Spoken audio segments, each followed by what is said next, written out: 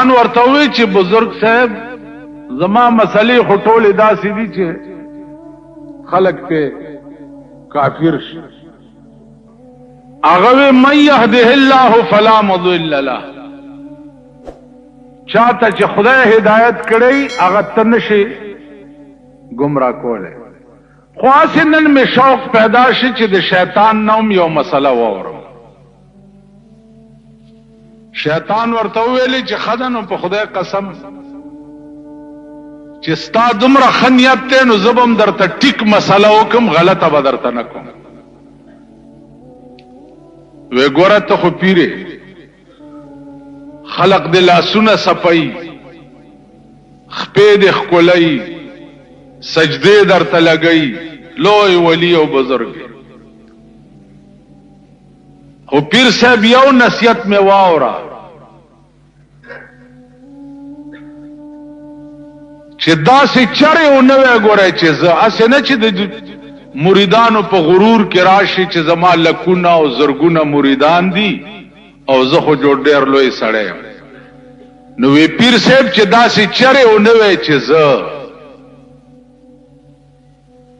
ټکی ونه کی او کدی اوویلی چې زه نو داسې بشی لکه چې زه. شیطان ورته وایي چې کدی اوویلی چې زه نو داسې بشی لکه چې زه.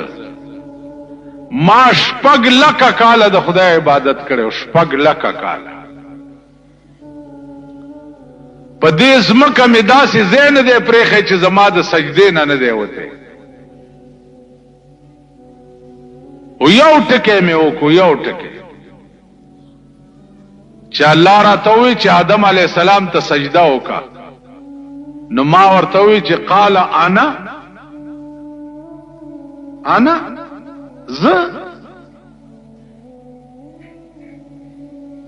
زه خیر منه، د دې آدم نه زه بهتر یم، زه دنه ښه یم. بس دومره ټکی مې وکړو چې انا خیر منه، زه د دنه بهتر یم، نو زه څنګه دته سجده وکړم. نو الله راته په جواب کې ووایي چې قال فاخرج منها فانك رجيم ان عليك لعنتي الى يوم الدين. اوزه زما د جنتونو د رحمتونو نه، او ان عليك لعنتي الى يوم الدين، ابلیس تر قیامت پورې مې لعنتی کړي. دا انا ټکی دی ولې وې، دا زه دی ولې وې، ته صحیح که سیم خو زیمه هلکه بل څوک شته د خدای په مخ کې چې ووایي چې زه څوک شته؟ هغه کم شی دی چې ته پې ووایې چې زه. نو زما عزیزانو دا زه ټکی چې دی نن ستا ټول ملک تباه کړو. اوس هغه زه ټکی بیا شروع شوی، هر یو چې راشي رونو زه به داسې یم، رونو زه به داسې یم، رونو زه به داسې یم. نو نتیجه به یې ګورئ، او داسې بدتره نتیجه به یې ګورئ چې الله دې امان راکړي. انا نن چا تپوس وکړو چې دا تاسو ملیانو هم سړي ودرولی دي، مونږ ملیانو ولا قرآن ورکړی دی چې ستا آواز به په اسمبلی کې صرف د دین د پاره ای، که نور دې ټتو کو چې یا به زه سړک جوړ کم یا به ملک ټیپر کم، ټت یې وکړو نو په دې ټکي کلمه تېره کو قرآن و. زه به نه وې، که دې زه ووې نو ښه به نه. نو زما عزیزانو دا زه ټکی ډېر خطرناک، او پاکستان تباه او برباد شو د زه د لاس. نن وګوره ستا په ملک کې څه اسراف شروع، دا بینر یې وګوره، دا پوسټر یې وګوره، دا بوتان وګوره. یو قهر عظیم نن ستا په پاکستان نازل. دا ستا ملک دی، دا څه پلیت او بے غیرت ملک دی. ورشه الیکشن په امریکا کې وشو، بے غیرت قومه چرته د بار ملک نه هم څه سبق والی کنه،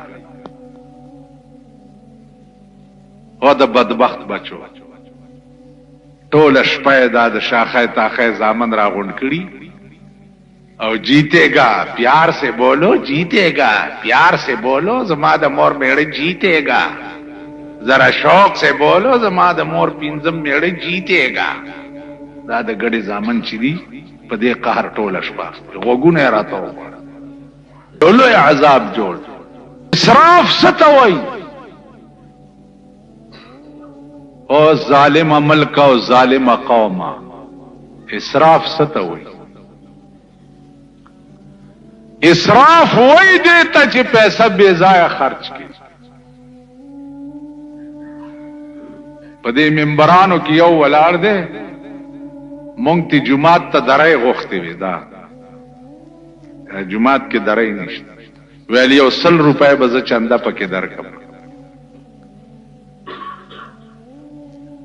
دا هغه منبر نن 2.5 لک روپے خالی په پوسټر او بینر او لګولې، 2.5 لک روپے او جمعات له 100 روپے چنده ورکړه. اسراف ستوي بے ضایع مال خرچ کول.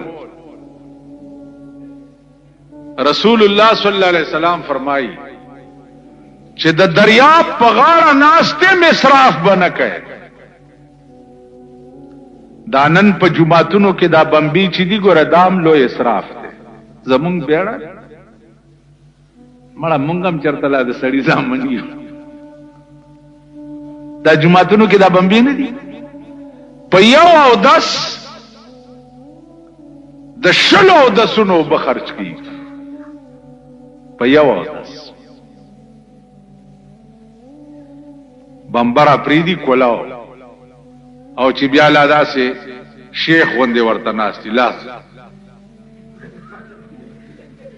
دغه لکه خدای دې خونه چوڑا کا خو خلاصه کا وکړه که استنجا تکینی لگیا وی تب وای چې چرته کنده کني که سبلا کوي رانه دي خراب شي.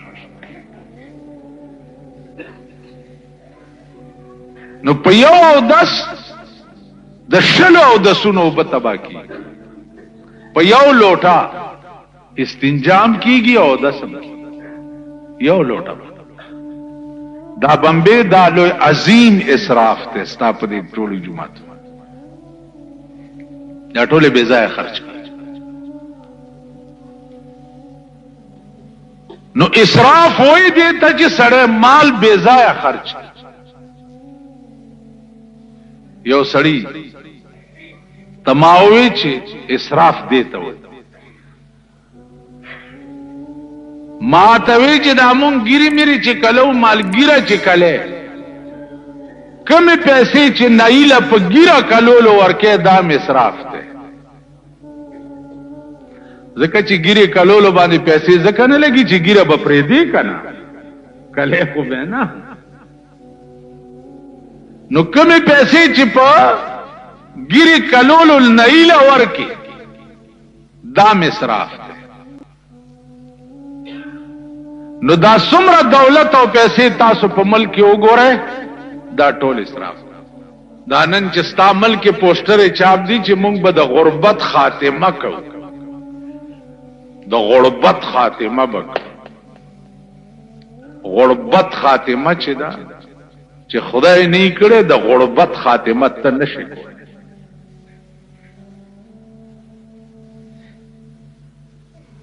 د غربت خاتمه به صرف د خدای ذات کوي.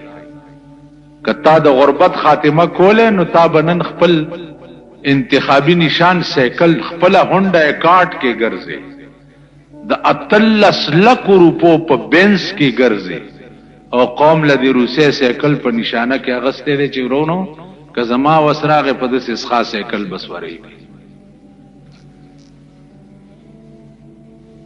ما توستا انتخابی نشان ما زما انتخابی نشان قرآن. قرآن دے کتاب دے ووٹ ورکیا ورکا کنی سر خورخ پل بلا تورا در رسو زارک شچی چالے ورکیا ورکا وای ما سکار دے چزتا تا مینت کو موزارے بیا د دې خزو خزی ګرځي لګیا دي لنډري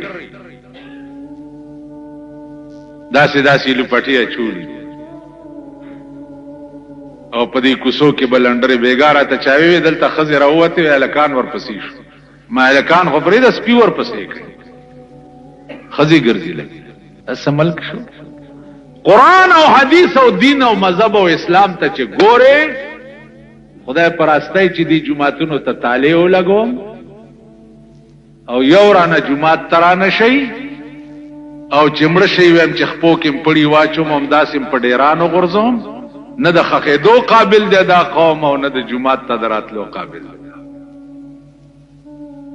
دا غرق او تباہ قوم دی په اعتبار د دین سره دا هلاک قوم دی بل صد مولا او د بزرگ د لاسه هلاک شو تباہ شو دغه مولا دی هر باطل ډلې سره مولا مرګره دی هر ډلې سره دغه مولا دی هر باطل ډلې سره مولا مرګره دی هر ډلې سره یو مولا دی دلته یو مولا دی په دې ملک بغرزیدا او شریعت کانفرنسونه به کول جهاد کانفرنس به کول راشي چې کور درته وخم په 1 کروڑ او 15 لک روپے باندې کور او پیسې راټولې کړې دي په جهاد کانفرنسونو باندې پردای مور ځامنې جهاد ته لګل او په خپل 1 کروڑ 35 لک روپے باندې بنگلا جوړه کړ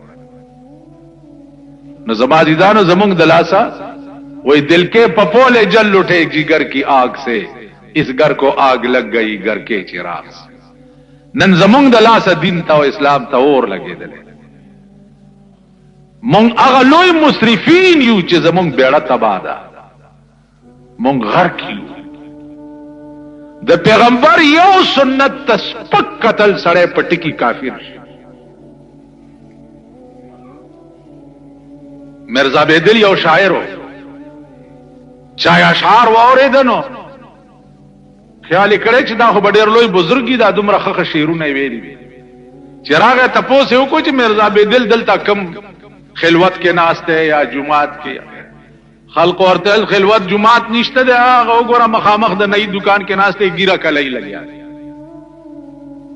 چې ورغه داسې ورته وکړه نیمه ګیره کلا و او نیمه پاتې و ورته وی چې مرزا بیدل سماریش را مې تراشي ته ګیره کله اشعار څنګه وې غوړې زیړې خبرې کې او کله ګیره نو مرزا بیدل ورته وی چې مریش را مې تراشم لیکن دل مخلوق را نه مې خراشم ګیره کلوم خود خلق وړ نه ازاروم نا سړی ورته وی چې مرزا بیدل شما به تراشن ریش دل محمد رسول الله را مې خراشي ته چې ګیره کله ته د جناب محمد رسول الله زړه لګیا زخمی کې مرزا بیدل بیهوش پرې و نیمه ګیره کله او نیمه پاتې او بیهوش چې په هوش کې راغې نو سړی د مړی نه ونیو ورته وی جزاک الله کې چشمم باز ساختی جزاک الله کې چشمم باز ساختی مرا با جان جان हमरा ساختی وسړیا خدای دې تعالی ډېر لوی جزا درکې خدای دې در سره ډېر نیکی وکي تا خو مال داسې نصیحت کو چې په دې عمل کوم د جناب محمد رسول الله سره دې ملاو کړم عزیزانو نن استعمل ټول اسراف ټول ملک اسراف په واده کې وګوره ټول واده اسراف په مړی کې وګوره ټول مړی اسراف اس پیسې د ملک او د قوم چې دا اپ خپل ځای کې نه لې که حکومت ته سیاسی رشوت په تور باندې د قوم او د ملک خزانه تباہ او برباد کړه که د قوم سره پیسې او دولت دی بیزایا به کروڑونه او لکونه روپۍ لګئی. دلته د یو سړی کور جوړ دی 75 کروڑ روپۍ په لګیږي. کروڑ پیژنئ؟ کروڑ پیژنئ؟ 50 کروڑ روپۍ په یو کور لګیږي. 50 کروڑ. مونږ جماعت جوړولو ورته مې چې هلکه دې کې څه چنده ورکه ماته وی ملا صاحب لوږې ووالم. لوږې ویلو والم ویل تا خو به بېګا روټۍ خوړلي زه بېګانې وږی یم. 50 کروڑ روپۍ په کور کې. دا ستا د ملک حال دی. اوس دغه کروڑ پتیان او لک پتیان او عرب پتیان روچت شي په دې غریب قوم څه لوبې کوي لګیا.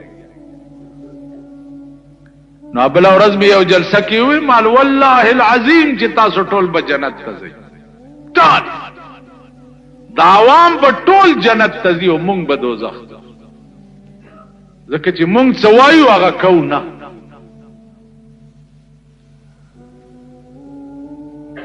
وینام یو څه ده او عملم بل څه. وی واعظان چو جلوه به محراب و منبر میں کند چون به خلوت میں روندا کار دیگر میں. نو اسراف دیتا وائی چې مال و دولت سړی بے ځای خرچ. نن ټول ملک اسراف کون کې. اوس د اسراف کون کی سزا بچي. کم سړی چې اسراف کوي د سزا بچي. جناب رسول الله صلی الله علیه وسلم فرمایلی دي ان المسرفین فی الدرک الاسفل من النار. اسراف کون کی بپالان دے تاختہ جہنم کے پراتے. عزیزان لان دی تاختہ جہنم تا او یا کروڑ کالا مزل دے لان دی تاختی او یا کروڑ کالا دا اغا جان یو کروڑ دا دی دنیا سل کروڑا دا اغا یو لک دا دی دنیا سل لکا دا اغا یو کال دا دی دنیا سل لکا دا اغا یو ورز دا دی دنیا سل لکا ورز. نو اویا کروڑ کالا لان دی تاخچه دا جہنم تب مزل او د یو جهنمی دا بدن بدوم رغټ شي چې د یو اوګې نه به تر بلې اوګې پورې 1500 کاله مزل.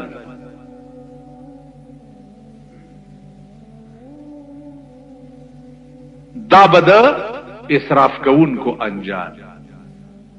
نو الله دې امان راکړي. عزیزانو څه حال په دې ملک روان دی. دو هلاکت استاد ملک په سر ولاړ دي. دو ہلاکت یو مشرق او یو مغرب. پاک رب دے کرم او مہربانی ہوگی. مونږ به مشغول یو د الیکشن په مزو کې او اسنه چې یو عظیم قهرم په سر مسلط شي په ځان پویم نه یو د بل قهر لاندې چرته قوم ټول اودو په عذاب گرفتار دي.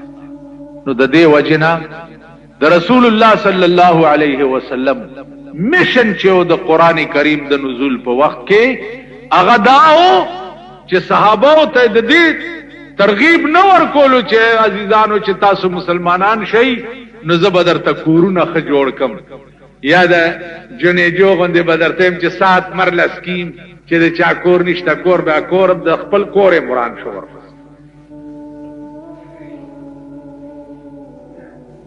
سات مرله سکیم نو. تعلیم بالغان اغا دانو تعلیم بالغان داو چې وحدو ربکم. اے قوما الله یو منی شرک مکوای ځکه چې ان الشرک لظلم عظیم. د خدای سره شرک چې دی دا ډیر لوی ظلم. ځان ته زه مه وایئ ځکه زه د خدای خاصه ده په قیامت کې به ټول ګناهونه معاف شي که شرک دې کړی یو توبه وباسي وغیرہ وغیرہ. لیکن دا ځان ته چې چا زه ویلي دا ګناه به تر هغې نه معاف کیږي چې تر څو پې سړی الله جهنم ته نه لېږي. نو زه مه وایه، هر وخت دا وایه چې انت الهادي انت الحق لیس الهادي الا هو. خدای هیڅ نشتا، هیڅ نشتا، لا هیڅ نشتا مگر کدینو څوک دی الا الله. بل څه شته؟ هیڅ نشتا. د لا معنا ده هیڅ نشتا الا مگر ته. ځکه یو ورځ به په دې کائنات قدرت راولي چې کل من علیها فان ويبقى وجه ربك ذو الجلال والاكرام. اور سب ختم ويبقى وجه ربك ذو الجلال والاكرام. استاد پروردگار ذات به باقی اور نو د دې وجنا عزیزانو کوشش کوئ د اسراف نه ځان بچ. بے ځای پیسې مه لګوئ. زمونږ د واسه خو دغه کېږي چې دا سم واورېده او څه وویلی شو واخر دعوانا ان الحمدلله.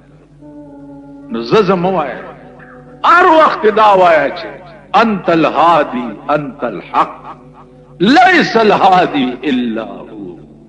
خدای هیڅ نشتا، هیڅ نشتا، لا هیڅ نشتا مگر کدینو څوک دی الا الله. بل څه شته؟ هیڅ نشته.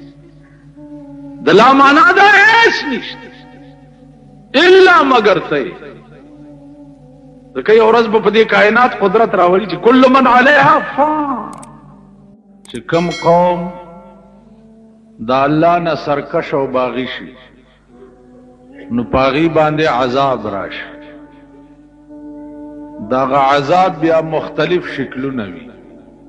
کله عذاب په یو رنگ کې پراشي او کله عذاب په بل رنگ کې پراشي. بیا چې ټول قوم خدای تراجی شي نو د الله عادت دا دی چې راغله عذابم ته نه واپس بوس. بل د خدای دا عادت هم دی چې پیغمبران علیهم الصلاۃ والسلام چې دي دا د الله مقبول ترین بندگان په ټول کائنات کې د پیغمبر نه اوچت مقام د بل چا نه. نو کله کله داسې چلم شوی چې یو معمولی غوندې خبره باندې الله تعالی پیغمبرانو تم تنبیه کړي. یونس علیہ الصلوۃ والسلام چې ډېر لوی جلیل القدر پیغمبر داغه قوم باندې چې څو وخت کې الله اراده وکړه د عذاب راتلو نو یونس علیہ السلام ته خدای پاک ویلې چې ته یو طرف ته شه.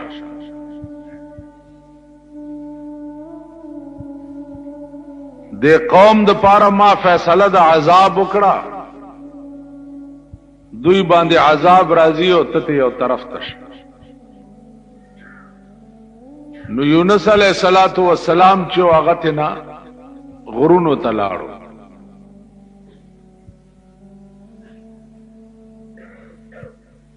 چې غرونو ته لاړو نو د قوم چې څو وخت کې آثار د اسمان ولید نو پوه شو چې دا د یونس علیہ السلام خبره چې و دا خو رښتیا وه او والله چې عذاب را روان دی. نو ټول قوم را ټول شو او د کلی نه بار یو ډاګې ته ووته او ټول خدای ته سر بسجود شو چې یا الله مونږ استاد پیغمبر نافرمانی کړې ده، خدای معافي غواړو، مونږ معاف کا. اراغل عذاب ته نه واپس لاړو.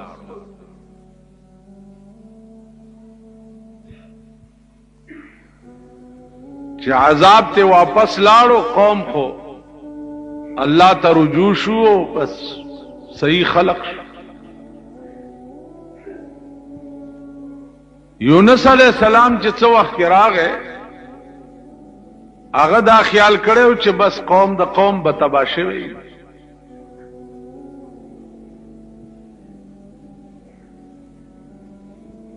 چا ورته لاره کې وی چې هغه باندې خو عذاب راغلی او خو هغه عذاب ته واپس لاړو، قوم تباه نشو. یونس علیہ السلام دغه وخت کې دا خیال وکړ چې کزوز دې قوم تلار شم نو زما تکذیب به وکي. دوی بداو وی چې تا مونږ ته دروغ ویلیو، مونږ باندې خو عذاب را نه غی. دغه وخت کې یونس علیہ السلام د الله د حکم انتظار ونکړ چې اوس ما ته څه حکم کیږي چې داسې لاړ شه او که داسې لاړ شه.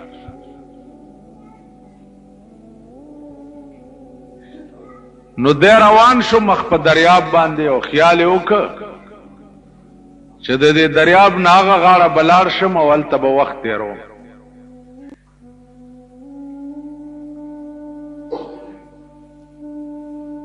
کشتۍ کې چې سور شو،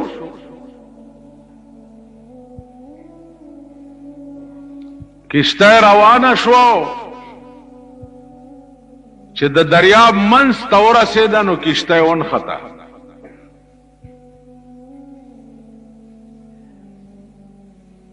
چې ونښته اوس نه مخکې ځي او نه رستو ځي.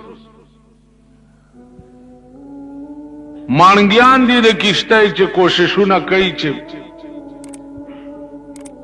اوس څه چلو کړو.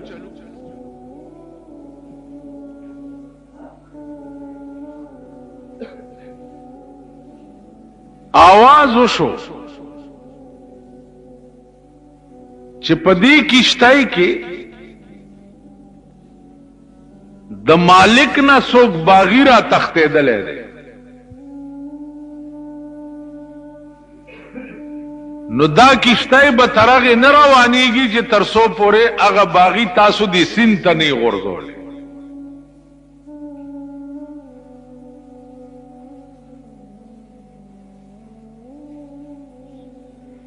کشتۍ والا اریان دي چې څه چلو کوس. دی کشتۍ کې خو یو سړی هم داسې نه دی چې هغه د مالک نه باغي وي، د شان و شوکت نه یوم، او بیا د پیغمبر خو ډېر لوی مقامي، ډېر لوی شان و شوکت وي.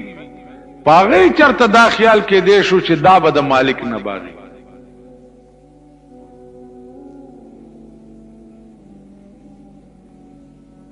یو تا ګوري، بل تا ګوري، بل تا ګوري.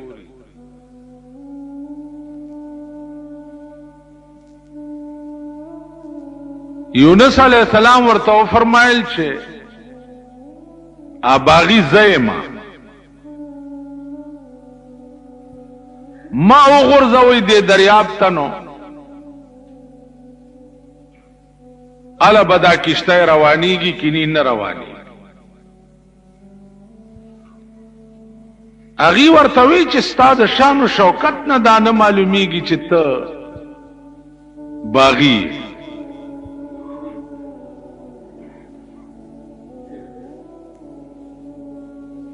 یونس علیہ السلام ورته فرمایل چې په خدای قسم کا زم نیم لړه کړی چې تر هغې پورې دا کشتۍ روانه نشي. ډېر وخت پکې تیر شو.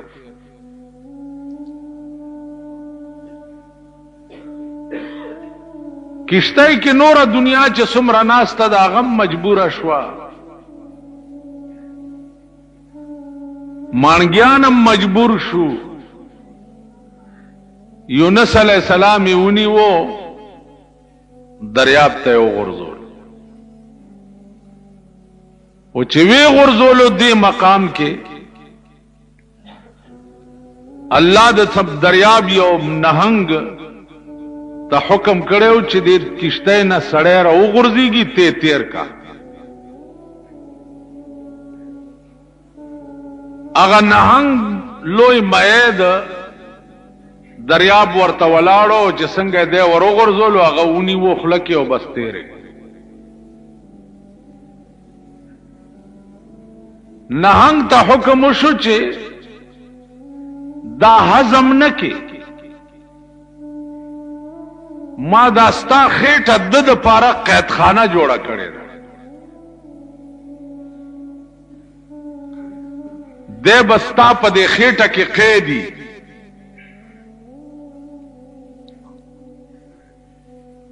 تاسو خیال را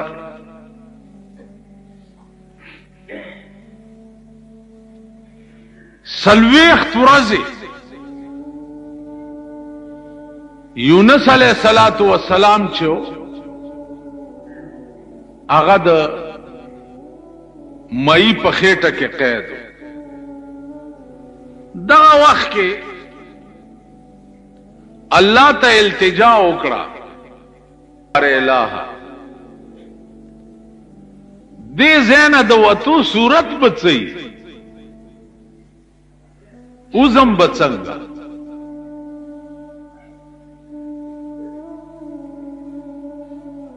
نو الله ورتا وظیفه او خدا چې زما د گرفت او د پکړ نه چې نجات غواړي نو د مئی په دې خېټه کې دا وظیفه شروع کا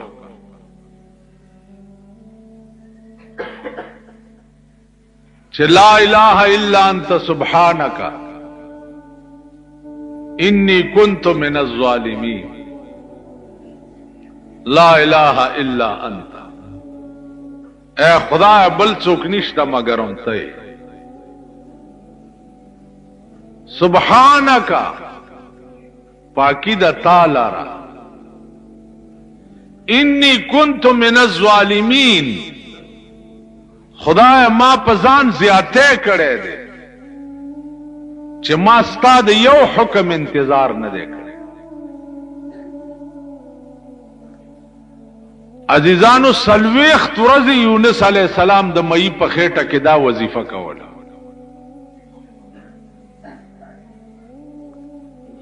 اندازه وکي د ځان سره چې یونس غوندي جلیل القدر پیغمبر خالد داسې تلونه داسې روان شو د الله د اراده بغیر او سلويخت ورځې د مئی په خېټه کې قید شو نن ستا ټول ژوند د الله د اراده بغیر روان دی چې تب څومره موده په جهنم کې قید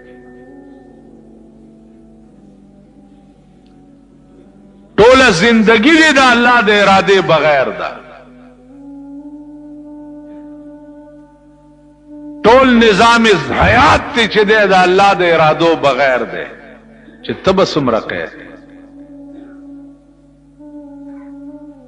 عزیزانو اره فیصله چې کوي د نفس په تقاضا کوي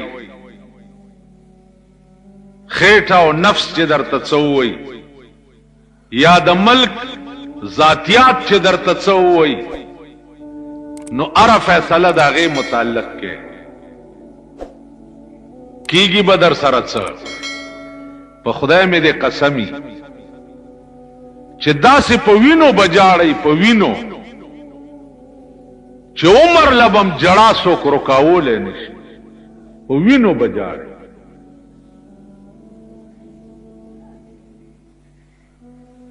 ابراہیم ابن ادهم رحمت اللہ علیہ ډېر لوی بادشاہ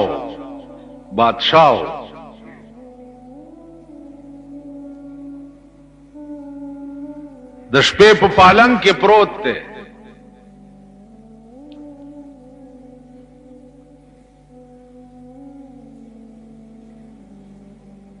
او پاس په کوټه یو سړی ګرځي لګیا دی.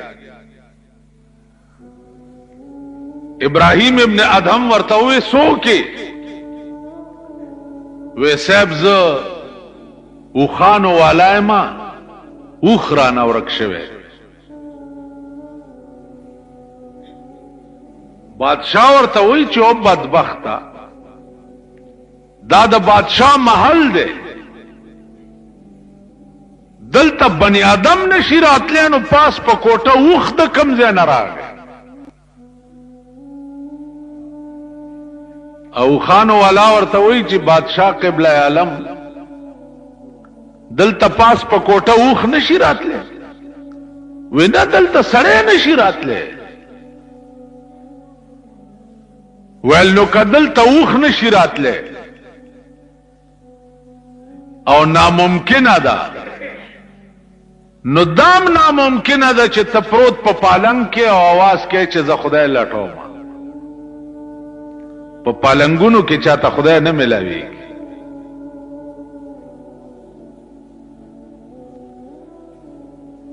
د هارون ابراهیم ابن ادهم په دماغ کې انقلاب راوست. چوفو دا خو رښتیا و.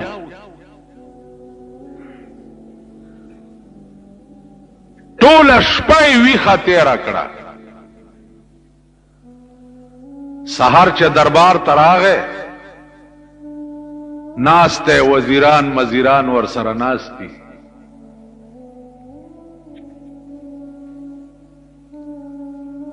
امغه سړی چې د شپې د اوښانو والا په شکل کې راغلی و،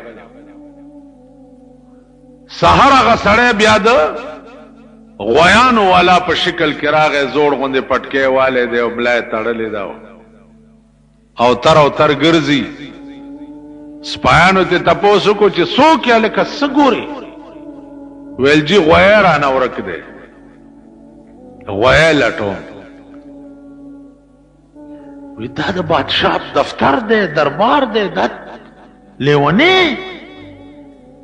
ابراهیم ابن ادهم دننه واورېد، هغه وی علیا، دننه راولئ، دا څوک دی؟ سپایانو ونیو، دننه بوتلو چې څه لټې؟ وی جی غوی رانه ورک دی. نو ابراهیم ابن ادم ورته وی چې دا سسری دی چې ته پکې غویان لټې؟ دا خو د بادشاہ دربار دی.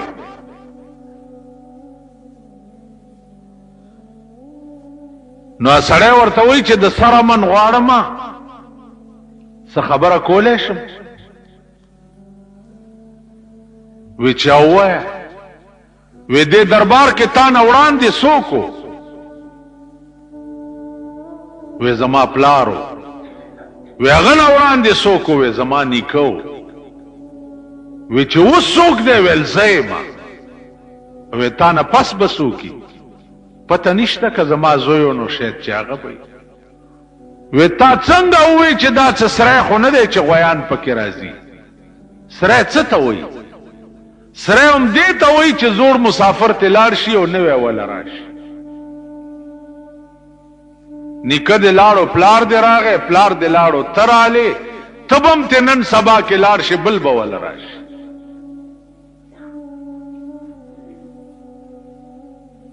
بادشاہ ویو بیړه یې غرقش. دربار یې په ځای پرېښو، لاړو کور ته. کور کې څه ګوري چې د ده په پالنګ کې د ده وینځه پرته ده، چې داسې کتلی دي چې د بادشاہ په پالنګ کې او د هغه خدمتګاره پرته ده. اوس د خان په کرسۍ غریب کې ناستېش، بیا در باندې انشاءالله د خانانو نوابانو راج را روان دی.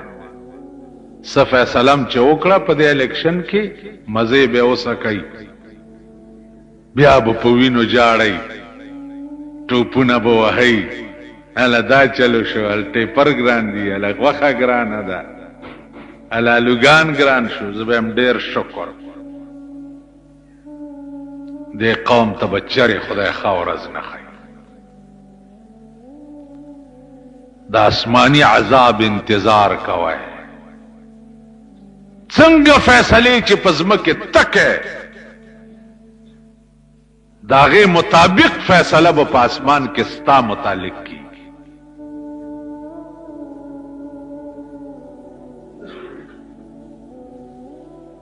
څنګه فیصله چې کې داغه موافق فیصله په آسمان کې ستا متعلق کی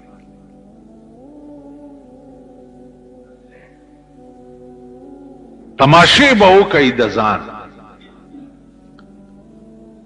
چې خزه بم کم خامنډي وਹੀ لونه بم کم خامنډي وਹੀ او زامن بم کم خامنډي وਹੀ او تب کم خامنډي وਹੀ د ځان تماشې به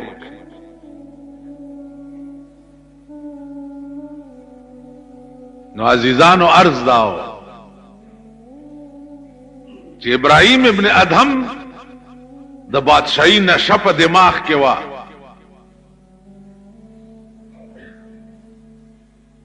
چې وینځه څنګه د بادشاہ په پالنګ کې سملاستا نو لخت راواغستا او یو څو لخت واله چې ته زمانه او کرے او ته د بادشاہ په پالنګ کې کېناست او سملاسته ودی اوینځه چې را پاسې د نو ډېرې وجړل بیا ډېرو خنده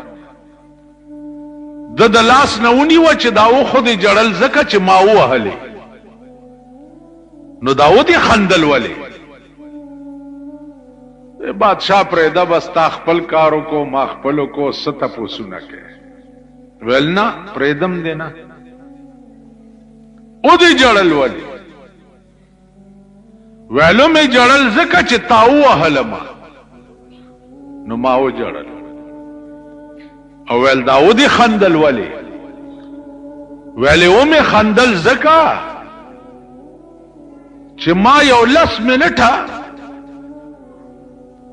آرام شوقو په دې پالنګ کې امزه می واغستا رمه خوشحال شو نو می خندل ویلوس د جړا را ته سم حال وایا ویل د جړا سم حال داده چې خدایا ما یو 10 منټه په دې پالنګ کې خوب وکړو نو ما خودمره لخته وخوړی یا الله چې څوک شپه ورځ پکې پراتی چې هغه به څومره لخته خوري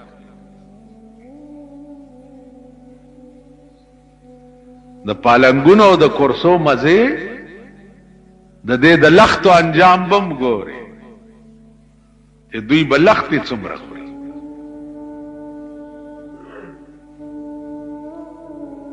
او بیا نا اهل خلق بی دینا د دین نه باغیان خلق چې د چا په برکت کورسو ته رسیدلی دي د دغه خلقو انجام بم وګوري چې د دوی انجام بچي نن قوم ته وګوره دای چاته نه دی کتلی چې دا سړی منځګزار دی دیندار دی نیک دی ښه سړی دی دې ته نه دی کتلی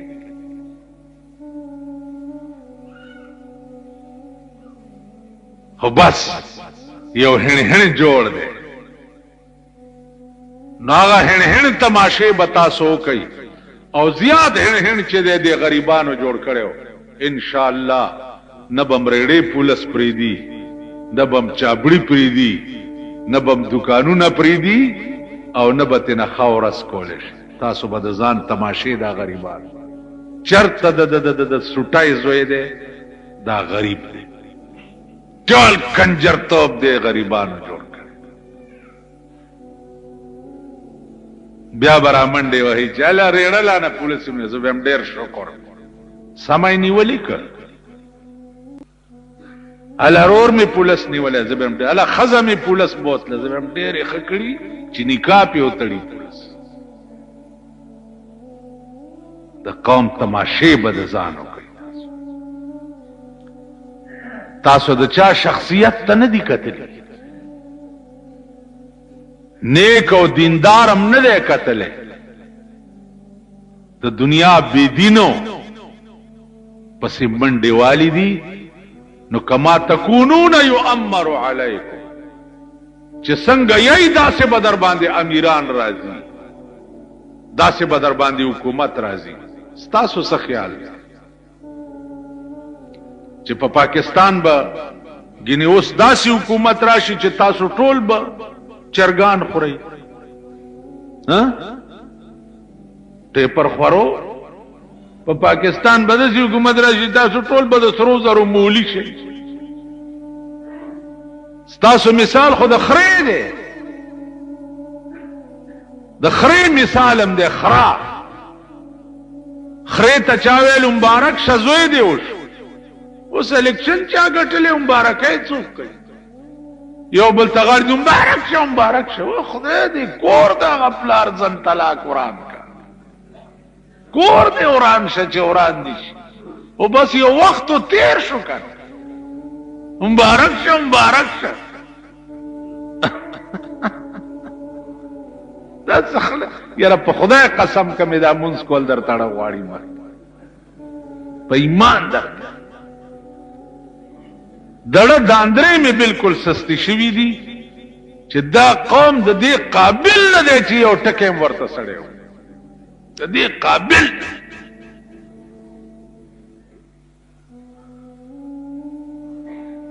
خرې ته چا ویل مبارک شه زوی دی وشو هغې ویل مبارک شه زوی دی وشو ویل بلا توره ورپسې خو خپل پیټې به وړي او خپل به وړم کنه د خرې زوی د خرې بار وړي خو خرګې چې هغه خپل بار وړي او مور خپل بار وړي نو تاسو خو خرې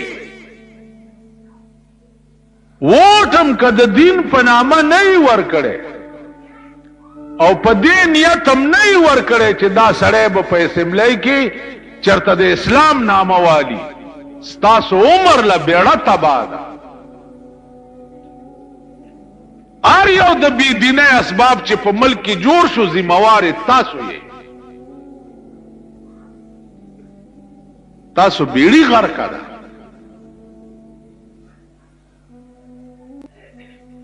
هر یو قوم ځان جوړی کابلیانو ګوره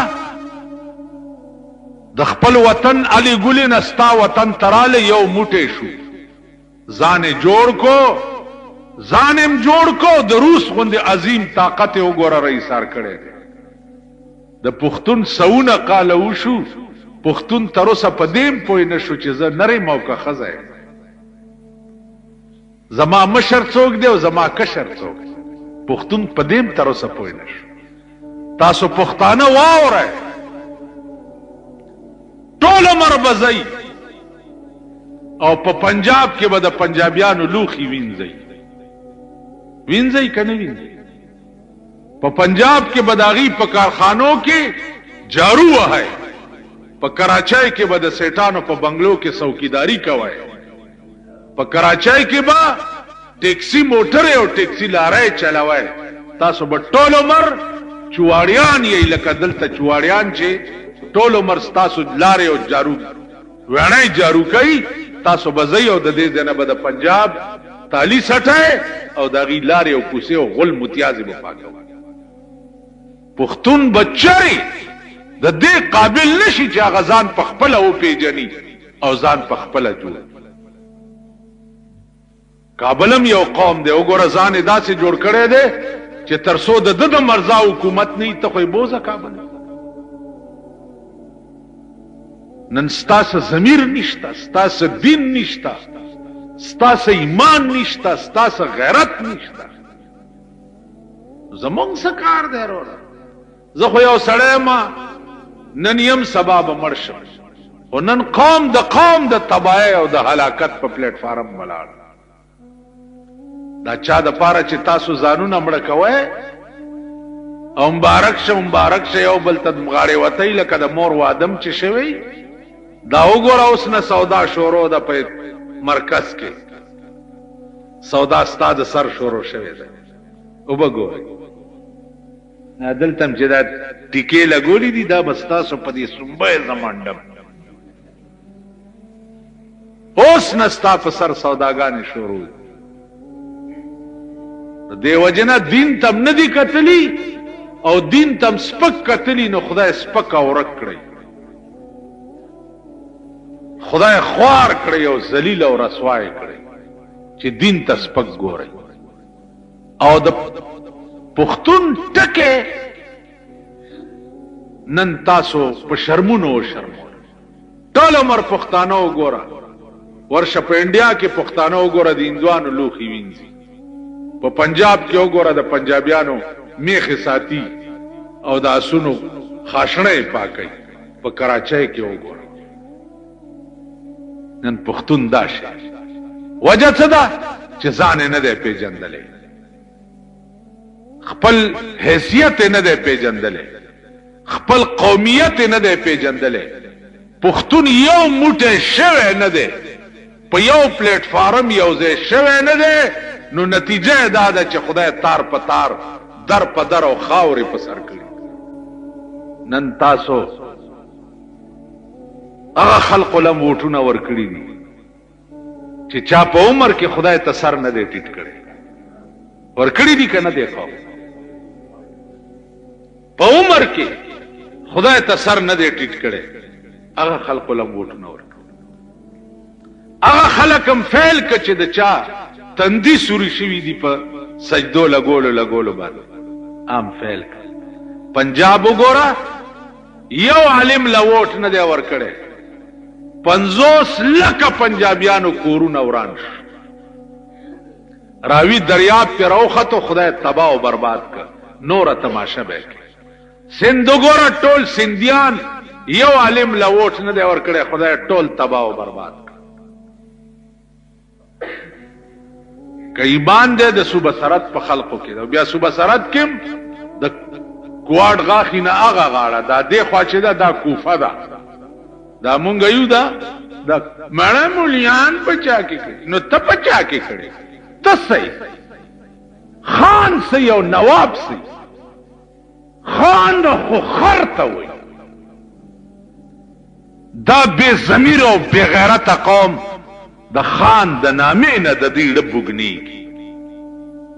خان ولا خان نو مولا ته سپک کتلی خدای سپک کړي علماء تم سپک کتلی خدای سپک کړي شوي کنه نور بس پکی سارا ته چاوی لوګان می اغستوي په 8 روپے کیلو دي مال خدای دې په 30 روپے کیلو سو 30 زدا غورزه په انتظار يم چې نه سبزی له نږدې کې دی شي او نه غوښه له نږدې کې دی شي او نه فروټو ته نږدې کې دی شي هغه ورځ په انتظار يم ویل تبسکه ما زړون چرګ بخورم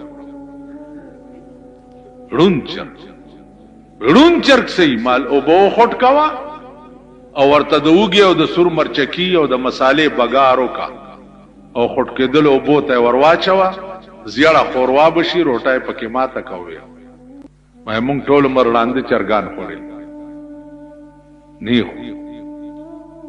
یو شي ته بنشي نږدې تاسو خیال دي رونه زبرداسي ارزاني راولم چې دا سبزی بستا کور ته داسې پخپلو خپو در روان ستا ارزادي برابر الله چې کوم کار نه کړي بنده به وکي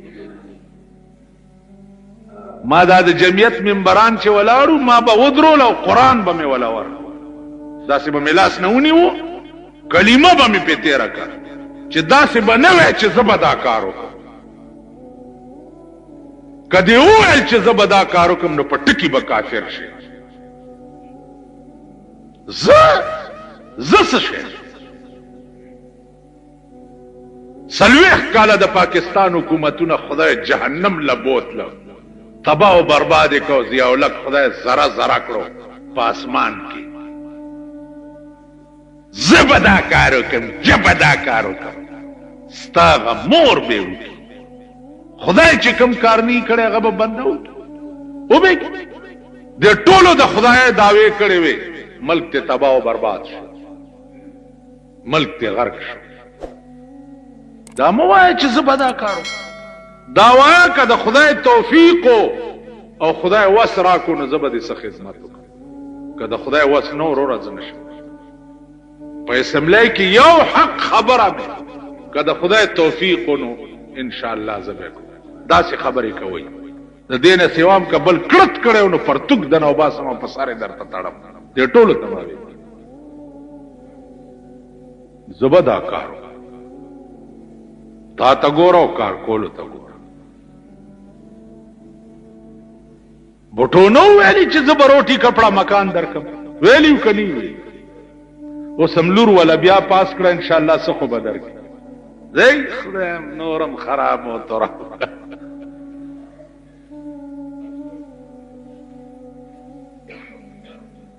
زه به دا کار وکړم هر څه چې کوي په دې ځمکه یې خدای کوي نو څه فیصلې چې کړي دي نتیجې انتظار یې کوئ چې څه به در سره کېږي سم چې کړي